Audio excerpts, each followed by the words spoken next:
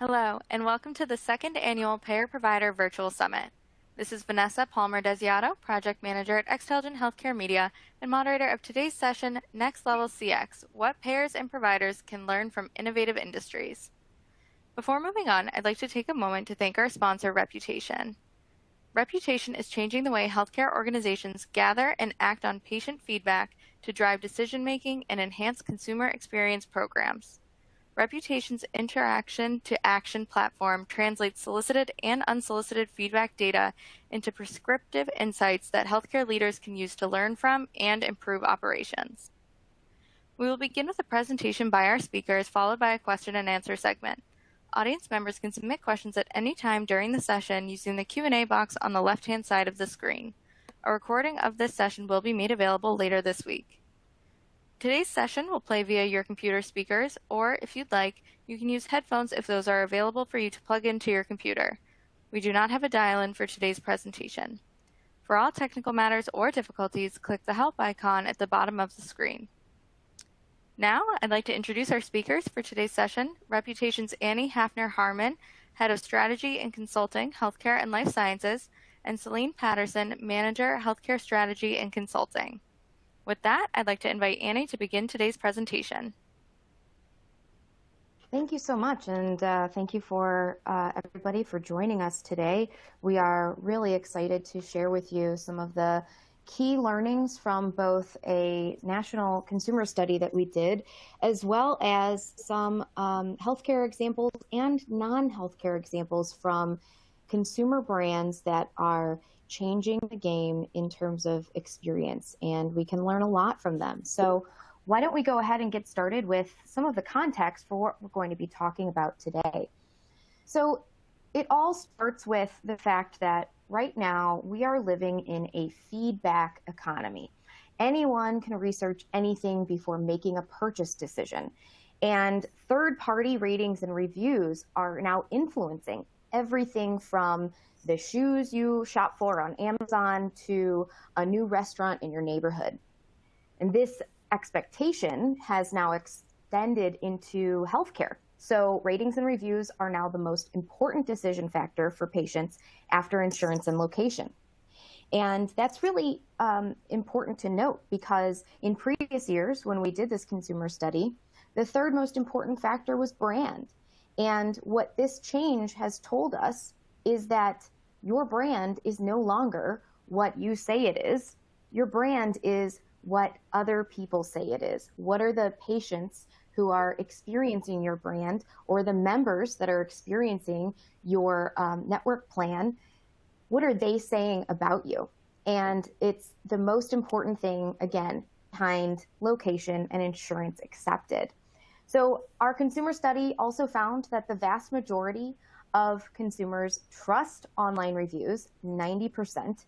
And of course, Google is the #1 site for healthcare consumers when they are searching for a care location, a physician, or any other type of information about accessing care. So clearly, we're entering a new era of healthcare that is being driven by the same level of consumer choice as a retail experience. And so I want to turn it over to Celine to share more about why Google is such a critical entry point for healthcare consumers, and why it is now the most important part of your digital front door. So Celine, do you want to share a little bit more about that? Yeah, absolutely. Thanks, Annie. So according to research, here's what influences your visibility on Google. And as you can see, Google loves Google, right? They love their own products, so much so that Google My Business is significantly weighted factor at 33%, with reviews being the second most important factor at 16%. So think about that. That's even more weight than your own on-page SEO for your website. So there's a big difference, right, between your website SEO and your local SEO. So let's briefly talk about that. Your website SEO, that's what's going to drive your visibility, your traffic. Local search drives that conversion by delivering the right result to the right person at the right time when they're searching for it. So traditional healthcare marketing has relied heavily on that website SEO, and it's still important, For example, adding relevant content to your website, promoting the URL in our advertising. It's all key for that brand awareness. But today's patients are the consumers that we have to reach when and where they are searching for care and when they're ready to convert. And this is what I mean when I say ready to convert. 81% of healthcare searches start with symptoms. So for example, what does a hernia feel like? Google then shows me the different treatment options with specialists right at the top. And when I click each option, I'm moving down that funnel to conversion without ever even making it to your website. So as you can see from this real example continued from the previous slide, Google is intercepting consumers before they even make it to your website. In fact, according to Google's latest data, more than 65% of organic searches end with the consumer converting right here within that Google experience. So think about that. That's 65% of searches that are never even making it to your website. And obviously, why would they, right? Because here they can read reviews, they can schedule an appointment, they can check insurance coverage, start a virtual visit, all right here within that Google experience. But it's also important to note that Google prioritizes brands with more patient experience feedback. So as we mentioned, reviews are the fastest growing factor in Google's search algorithm because Google knows how important these reviews are to our healthcare consumers. But feedback isn't just important to the getting found and the getting chosen, it's also crucial to the entire consumer experience. So to share more about that, I'm going to turn it over to Annie. Yes, thank you, Celine. And, as Celine mentioned, again, why would they ever go to your website when they can get all of the information right here in the Google Knowledge Panel? And one of the things that I think is important to point out from a payer and a provider standpoint is that Google is now incorporating information that is most important to consumers. So I mentioned earlier, the three most important factors are, do they accept my insurance? Are they nearby? And what do people say about them? And so as payers, it used to be that we could count on members going to our directories on our website, finding who's within network, and then, Googling them would be the next step.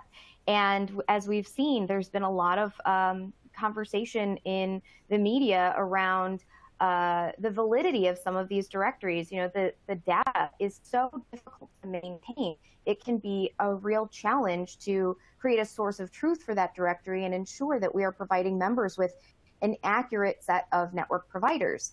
Well, Google is now taking this into their own hands and starting to scrape this insurance information and putting it out there in these knowledge panels. And so as payers, we need to make sure that insurance information is fed appropriately in a structured way on our own directories.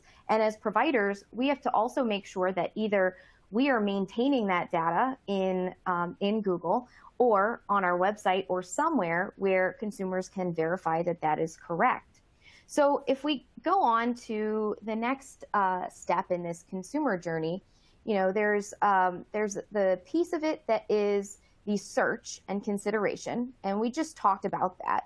But really, where we also want to talk about this consumer experience is around the actual service and communicating effectively and turning members and patients into brand advocates. So some of the most important drivers of this experience are the ability to easily convert. Celine mentioned, you can now take a lot of conversion actions from right within the Google panel, and they may never even get to your website. But if they do go beyond that panel, what are some other ways that we can enable a more digital and mobile experience? Some of the things that a lot of our clients are doing are creating ways for people to access services via mobile. Whether that's starting a virtual visit from right within an app, or being able to text for appointment reminders, or text to pay a bill or schedule an appointment, or even get a list of providers that are within their network. All of these things are ways that you can be delivering transactional service through a mobile method. And most consumers say that they prefer SMS text messaging over a phone call. And it's clear why. I mean, it's a very passive communication and we're all very busy. So we can send a text and get a response later and follow up on it in our own time. And of course, this last piece of it, feedback management. You should be both soliciting feedback from your members and patients, as well as responding to feedback from them. It looks pretty simple and straightforward when we lay it out this way, but in reality, the experience is pretty challenging and fragmented. So when you look at this experience, it becomes pretty clear that there are a lot of friction points along the way, and the path is not so clean. So once you've established your presence across the sites that matter for them to search and find care, you need to start listening to your consumers everywhere they communicate feedback. And what this sort of represents here is that there are so many touch points along the way.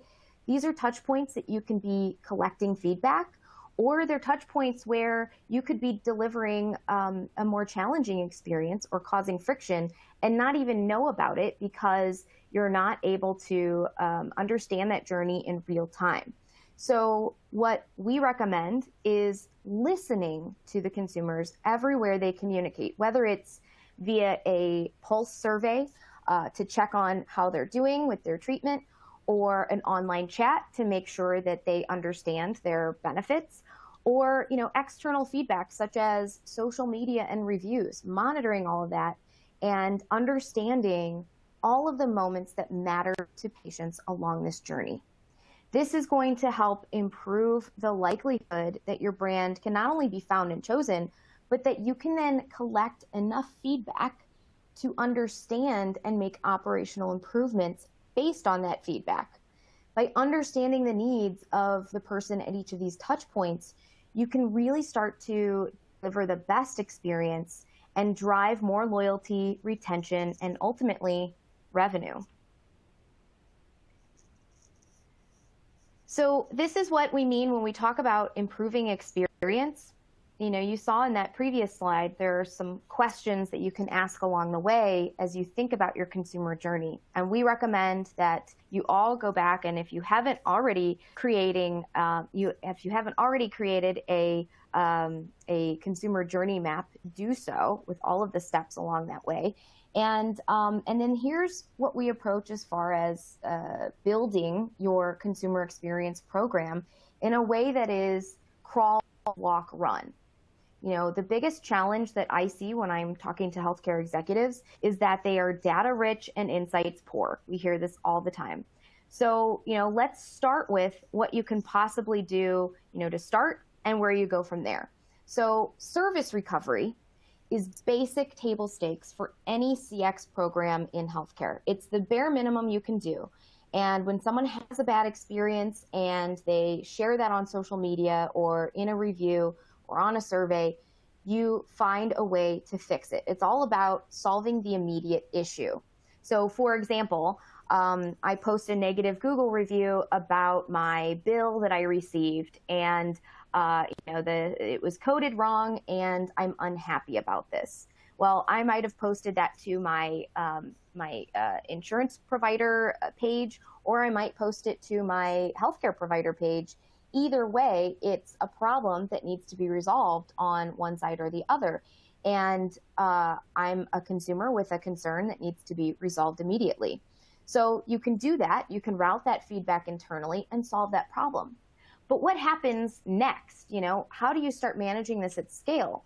It's one thing to react to these things one-off, kind of like whack-a-mole, addressing issues.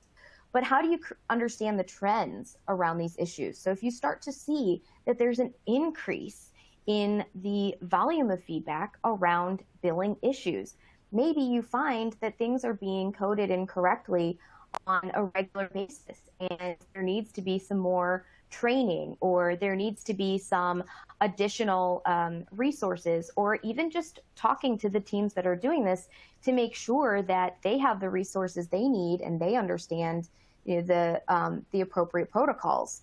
And so you're improving that experience operationally. But then the third step in where you really start to see an opportunity to deliver a good consumer experience is bring all of that feedback into a single place and start to reimagine things entirely. So let's say instead of just looking at the trends around complaints and fixing the problems that exist, you're able to look at the feedback that people are providing around the entire billing process or the entire reimbursement process, the way that claims are processed. You could start to say, okay, well, what if we did this differently entirely? What if we change the way that we are providing this information? Maybe we change the verbiage on our explanation of benefits. Maybe we add a link for financial assistance within every bill that we send out. Maybe we start sending our bills via text instead of paper. There's all kinds of ways that we can start to reimagine what that piece of the experience is like. And so we would encourage you to look at all of those steps in the consumer journey and identify where you can crawl, walk, and run. Start with service recovery, move on to operational improvement, and then start to grow your program into a true consumer experience. Now, there are brands that are already doing this, and a lot of them are in healthcare. And so we wanted to start with a few healthcare case studies first, and then move on into some outside of healthcare examples. So let's start with a well-known large healthcare brand, Community Health Systems, CHS. They are doing a really stellar job of managing their online presence at scale. And one of the things that they have done, and I don't expect you to read through all of the data points here, you can take screenshots or we'll make the presentation available afterward. But with all of these great results, one of the most exciting things to see is that the actions, and you can see this in the chart here, have increased and continued to increase year over year over year. And this tells us that more and more consumers are taking action on their Google My Business presence. So these are actions that are being taken on the search results that come up, not on the CHS website. And where this really comes into play is in something like online scheduling. So for example, they did a study recently to look into all of their online scheduling numbers and look at top referral sources. And one of the things that they found was that of all of the places someone could schedule an appointment online through their homepage or a landing page on their website or through advertising or a QR code or whatever, the number one place that this is happening is in the Google My Business results. And that tells us, again, as Celine mentioned earlier, 65% of those organic searches are converting right within that knowledge panel. They're not going to make it to your website. So if they're not going to make it to your website, how do you bring that digital front door to them? How do you make it possible for them to convert exactly where they are? And that's what CHS has done. And it's been really exciting to see the results of that. So yeah. I'm going to turn it over to Celine. Whoops, I skipped ahead in the deck.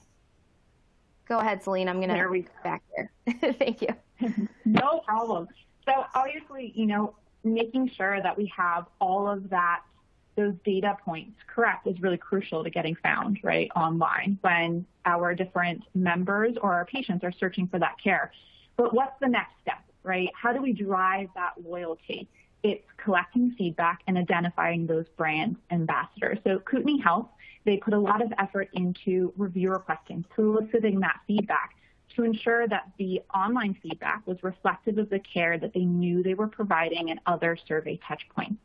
So they did that through phases, making sure that they started small with a certain, providers and or locations that raised their hands and they wanted to start with that review requesting initiative. And then they rolled that out through that crawl, walk, run phased approach.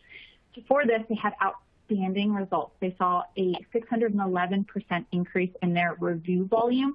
But what's really important to note is that the silent majority of people who go to your hospital, they see a provider, or they receive new insurance services, whatever it may be, they're not going to necessarily go out and leave you a review unless they're prompted to do so. Those with negative experiences or those with absolutely amazing experiences, they are more likely to do that. So by prompting them, we see that increase in that review volume, which then in turn increases the positive review volume, that silent majority, which then led to an increase in our reputation score and an increase in the average star rating.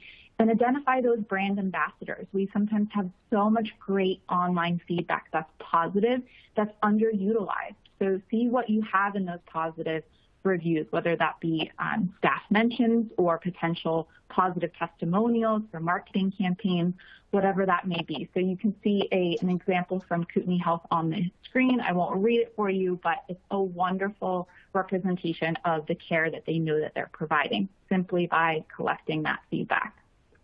And then after that, it's great to get found. It's great to have all of these brand ambassadors and all of this great feedback and this great feedback pool. But what do we do next with that feedback? How do we turn some weaknesses into strengths and learn from them and operationalize them? So this case study is from Universal Health Services, UHS, and they used AI and machine learning to better understand their issues and then prioritize those improvements needed. So what you see on the screen here is a before and after snapshot. So before is a 6-month period from January to June, where they noticed they had a lot of negative sentiment about their staff, their wait time, their nursing. And when their online reputation management team went to the local resources, their local leadership team, and said, hey, we're noticing a trend. What's going on here? Is there anything that you can tell us that you're seeing, boots on the ground? We noticed that they had really high turnover, which led to really low staff morale, and a lot of shift work was being kind of jumbled around. So by making sure that they improved their communication with their staff, that was the first thing. Is how can we make sure that we're keeping the morale high during this time when we had high turnover, when we had the morale was down? How can we communicate better? So they implemented different communication screens within their different employee waiting rooms or areas, such as the cafeteria. They made sure that they actively recruited for those open positions, and they were more communicative about that shift work as well. And we did a lot of the driving that loyalty as well within the employees. So made sure that anytime there was a positive review that mentioned staff, that the staff saw that they were encouraged by that as well. So by piloting that, all of those initiatives, they were able to see a huge dramatic trend that went to a strength. So the after on the right-hand side of the screen is the 6 months post all of these initiatives when they implemented them. You can see it dramatically made an impact on the feedback that they were seeing online. Suddenly the staff, wait time, nursing, emergency, all of that went from red to green. So the next examples that we're going to show you are also from reputation clients, but I want to emphasize that these are lessons that any health system can apply today. And I encourage you to look at all the experiences around you and take notice of those different experiences, because sometimes we get so used to a good experience or, on the contrary, an experience full of friction. So the first example that we have is from Orangetheory Fitness, a fitness center brand with more than 1,000 studios nationwide. So with customer questions coming in nationwide, they found a lot of those same themes in questions being asked, whether that was online or via phone calls. So to lessen that burden of responding to each individual inquiry, they pushed their frequently asked questions along with the answers to all of their Google My Business locations at once. So think about the kinds of questions that your call center is fielding that could be published externally to reduce the volume of calls unrelated to scheduling an appointment or verifying insurance. Lots of opportunity here. The second example is to make it personal. So American Family Insurance, it's a national corporation, but its agents are local business owners, part of the community, just like your local clinics or physicians are, or insurance providers. Don't be afraid to personalize your online listings. They don't just have to be informative. They're a chance to really demonstrate who you are and your brand value. So kind of personalize those responses, make sure that you have those photos that are a little bit more personalized to your specific locations and communities as well. And now I'm going to toss it over to Annie to go through the remainder of our examples. Thanks, Celine. And one of the things that I think is so interesting is, with auto, there isn't a whole lot about the auto industry that you can apply to healthcare, and it's a very different world. But one of the things that I think is so great about what Nissan is doing that can be applied within our own organizations in healthcare is this idea of, not just friendly competition, but celebrating the accomplishments that maybe aren't as quantitative and more qualitative. So they've created a feedback dashboard where they can look at things like, the average rating that a customer gives them, the response rate of that location, that dealership, and their overall reputation score. And where we see an opportunity to do this in healthcare is to help with some of this isolation and burnout that our caregivers are feeling right now. We've got crisis levels of provider burnout, and patient feedback is so powerful to recognize and celebrate your caregiver teams. Incorporate this into the daily huddles as a morale booster. We have clients who are sending out every Friday a favorite review that they've received from a patient. They send it to the entire clinical staff so that they can see that and, be re-energized by it. And I also have a client that has an internal leaderboard. They've taken this, from a digital to a very old school approach where they print out the reviews that they receive online and post them to their bulletin board for celebrating their nurses. It's the same concept as how we recognize nurses with the Daisy Award or, have Employee of the Month celebration. Having something like this just really helps them to see the impact of the work they're doing in the words of actual patients who have received the care and appreciated it. And then this example is, they are not a client of Reputation. However, this was an example that happened to me recently, and I thought it was such a great use case for designing with empathy. I use Clear Health Pass myself, especially these days when we're trying to go back to in-person meetings and conferences, and the ability to show vaccination status is necessary for a lot of different things. And I had already used the pass for a couple of other conferences, and I needed to update it for a new conference where I received a code, and it just wasn't working. So I saw this option to send a text for support. And this is great because text is in a lot of ways better than email, better than chat, because it takes both aspects of it. It's more of a real-time communication without having to be totally real-time. It's not an email where I have to go somewhere else and find it. It's a text that I get to the thing that's with me all the time, my phone. And the auto reply when I sent this text said, they're experiencing high call volumes. They'll respond between 8 a.m. and 9 p.m. And that was fine with me because I have plenty of time, and I didn't expect an immediate response because it's a text. And that's the beauty of a text exchange. Both parties can reply on their own time, and you don't have to be actively engaged at the time, the way that a chat or a phone call does. So the next morning, I see that I have a couple of missed messages from an agent at Clear. And it says, thanks for contacting us. How can I assist you today? Well, I had already provided the information and got a ticket number for it. So I had already provided that, but Alan apparently didn't have it. And then after a couple of minutes, Alan says, since I haven't heard from you, I'm going to close the chat. And if you want to reopen a ticket, here's a link for the future. And, basically you're on your own. Well, I was asleep when this came through, and the expectation that Alan had on his side was that this was a chat and that I was actively engaged. Whereas on my side, it was a text and I was not actively engaged. And so when you're designing things, the key to a good consumer experience is to put yourself in the consumer's shoes. Design with empathy. Know exactly how that's going to come across to the consumer before you launch any new technology.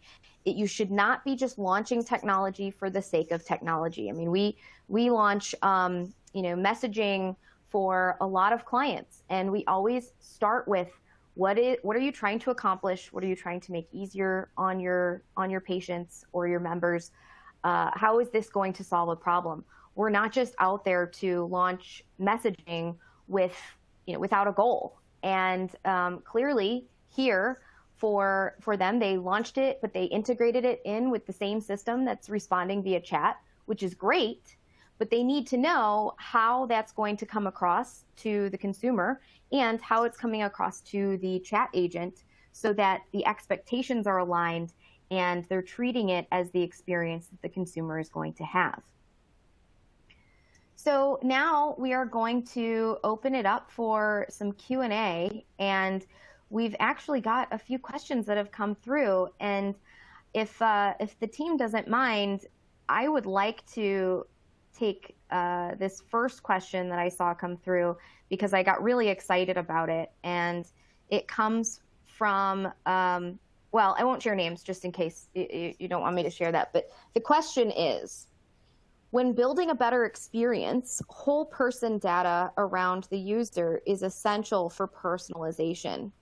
What's your perspective on whole person data collection?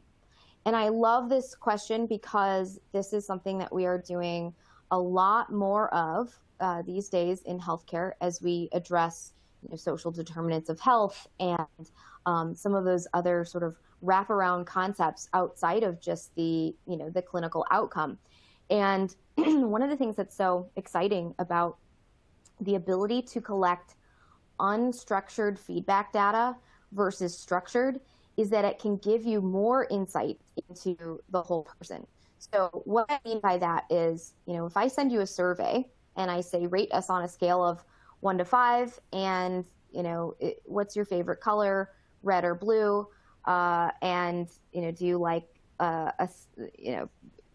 this thing, select yes or no. Well, that's very structured. I've given you a set of questions with a set of options. Now, I told you red or blue, but what if your favorite color is purple?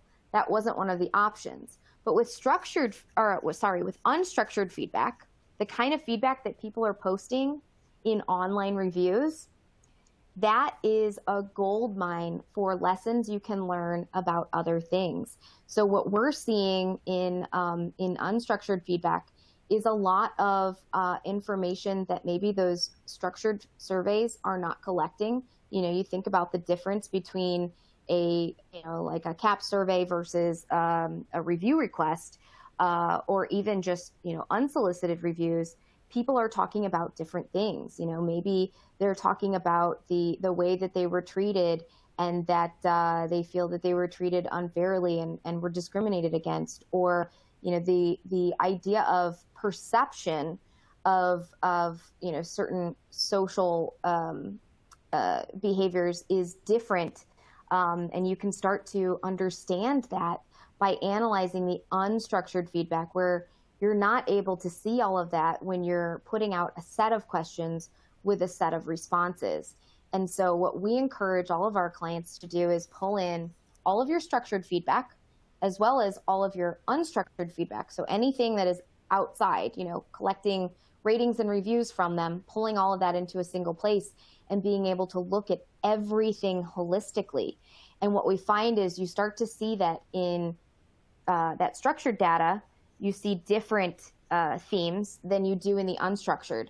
And some of these themes have to do with those, that whole person care, some of the issues that they are dealing with that are more holistic in nature, that have to do with their, their environmental or social or socioeconomic issues versus, the actual clinical experience. And so it's really important to collect this data, and it's really important to understand that data in order to personalize care in the future. And so being able to solicit online reviews and collect that and listen to it and respond to it is really important for whole person care. Celine, I'm seeing another question here, and I'd like for you to address this. There's a lot of places where a brand can start with this, and it looks like there's limited resources for most organizations, which is normal. And if they lack the resources to do everything at once, where should they start? What's the first thing that if they walk away from this presentation with something, what can they do right now that would be most impactful? Yeah, that's a really great question. I know when I was on the provider side, limited resources is always a struggle, right? And making sure that we start in the right area that has the biggest impact. So there's a couple of different ways that I would view that. Obviously, there are tools like Reputation, where we talked with our case studies, for example, CHS, where they had a lot of listings and they did not have a single source of truth, which a lot of our clients don't. When they start out, they have data in all different places, whether that be through your locator on your website, or maybe your web team has it, or maybe your social media team has it. Regardless of where it is, it's kind of scattered across all different parts of your organization. And in terms of where to start, a tool like Reputation can help you manage all of that at scale in one place, so that you're not going to all of these different individual Google My Business listings and updating them ad hoc as needed. However, in lieu of a tool like that, definitely making sure that your information on your listing is correct, such as your business hours, your links, if you have a COVID link, or verify that insurance information, right? Making sure that all of that is correct, having appropriate photos on your listing. So that's where we're going to see those conversions within that Google listing, that Google experience. If those are incorrect, chances are that user, that potential patient, member, they're going to get frustrated, and then they're going to go to a competitor that is offering all of that correct data all within that Google Knowledge panel. So keep that in mind. Make sure that that information right there, your table stakes, that's correct. That's so important. It sounds so simple, but I remember when I was on the provider side as well. I mean, it's so hard to get this information sometimes. Sometimes you have it living in different places. But one of the things that is critical is anytime you can make the experience more retail-like is a good thing. And I say that having had a conversation just last night with a client who was asking, we're having an internal debate on whether or not to include our hours of operation on our listings online. And some are saying, yes, we need this because people need to know when they can make phone calls to schedule an appointment. And others are saying, no, we shouldn't put this out there because it sort of cheapens the experience. It makes it more retail-like. And my response to that was twofold. Number one, Google is factoring completeness of data into their search algorithm. So if you've got missing pieces, you're going to not show up for patients who are trying to access care. And you want to be one of those top results. So you've got to have that complete profile. And secondly, anything you can do to make the experience more retail-like should be embraced and welcomed. And so, if you're struggling over, well, it's a professional office and we don't want to seem like it's, a storefront. Guess what? Consumers want it to be a storefront.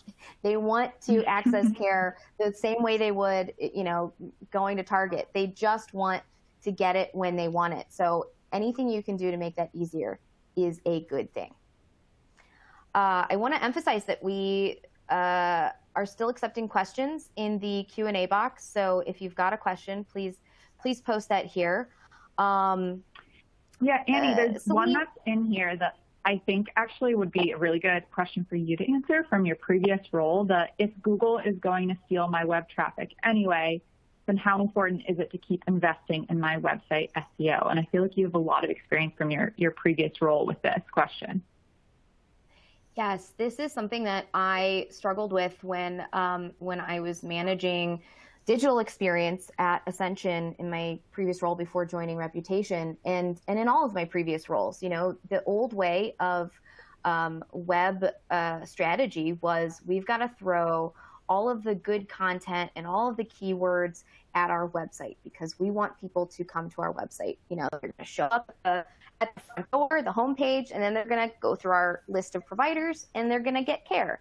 But that is just not enough anymore, and that's not how consumers behave. They now have all of this information at their fingertips. Just think of the last time you asked Alexa or you know another. I won't name the names of all the assistants because I've done that on webinars before and it activated everyone's phones. But that search is all coming from structured data, and that search is coming from the search engine's ability to put pieces together. So when you say, what's the best orthopedist near me, they're not starting with your website. They're starting with, well, what can they pull from structured data on Google My Business? What can we pull from the insurances accepted that are listed right there in the Google results? You know, that structured data becomes part of that consumer trying to access care. And so you want to be found where and when consumers are searching. You know, you can throw a billboard up on the side of the road, but you don't know when they're driving if they're going to need that care. But when they are searching and they are searching symptoms, they are a qualified lead. They are ready to convert. They are ready to schedule an appointment. They're ready to choose a provider. So you've got to show up when they're ready, not when you're ready. And that's what your website is more about: brand awareness and, you know, delivering more information and, you know, creating a brand and a brand promise and delivering a good, you know, digital experience, enabling some of those transactional points. But your local search, local SEO is all about conversion and getting converted right where you are as quickly as possible. That's how you're going to drive more access to care. And, you know, the other thing to think about is if you think about it from an acuity level, you know, the low acuity services versus high acuity, the lower the, you know, the stakes here, the more likely they are to self-refer, and the more you want to drive that consumer experience on in search. You know, you want to make it possible for them to schedule an appointment with an urgent care or primary care or get in line at the ER, where, you know, maybe you want it to be a little bit more of a, you know, a research-based experience where you want to provide more information on your website around certain things, is like, you know, some of those higher acuity service lines like oncology or cardiology or ortho. You know, you want to make sure that the consumer journey fits the type of service that you're trying to provide and what that consumer wants out of it. Celine, here's a good one for you, because I know that you've been challenged with this in your previous role on the provider side as well.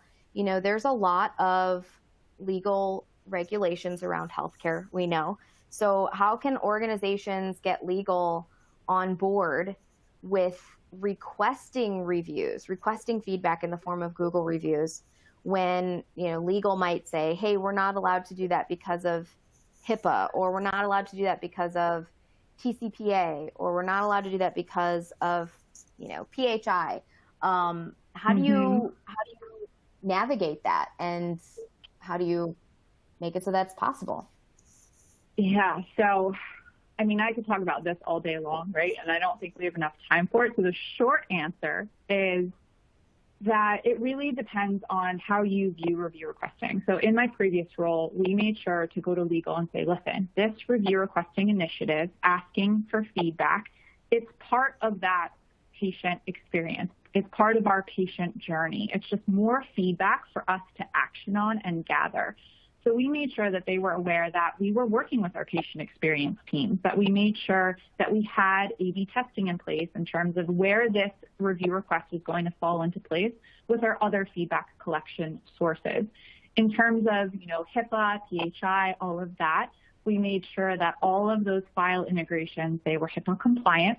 We did not include any type of naming conventions within our review request, which you certainly can, depending on how risk averse or conservative your organization is. There's a lot of different options to customize that, right? So we also made sure that we started small. We started with email first, had the appropriate opt-in, opt-out messaging within that email. And then as we grew to SMS, we did the exact same thing. We had that opt-in messaging go out first in that text message, and then we provided those questions to get that feedback. And then they always had the option to opt out. So talk about this all day long, but that's the short answer because I know we're coming up on time. Vanessa, I'm going to toss it back to you. Wonderful. Thank you both for that presentation. It was fantastic. And thank you all for attending this session. We hope you found it insightful and educational. Please note we have many more sessions to go within the Payer+Provider Virtual Summit. If you're interested in attending any of these upcoming sessions, click Register for Upcoming Sessions under the resource list. That concludes this Payer+Provider Virtual Summit session. Again, special thanks to our speakers, Annie and Celine, our audience, and our sponsor, Reputation. From the team at the Payer+Provider Virtual Summit and Xtelligent Healthcare Media, thank you all and goodbye.